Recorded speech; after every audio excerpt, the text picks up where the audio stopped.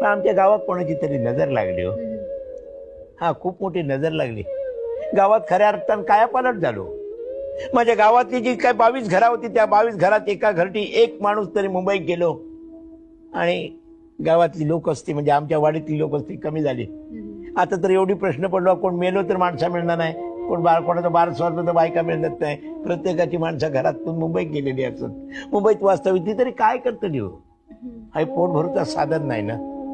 आमच्या कोकणात उद्योग खूप असत, साधना खूप असत, पण लोकांना ती कळत नाही ते का आपण काय करणार सांगा. खूप प्रयत्न केलो आम्ही. आता रेल्वे येईल, उद्या विमान येईल, गाडी धावतात रस्त्यावरून. आणि ह्या कोकणातली लोक असत ना, ती समृद्ध होण्याच्या मागे लागलेली असत, पण मुंबईत रवलेले त्यांचे जे चाकरमानी असत ते अजून त्यांचं धीर होणार नाही, कोकणात स्थायिक होतो.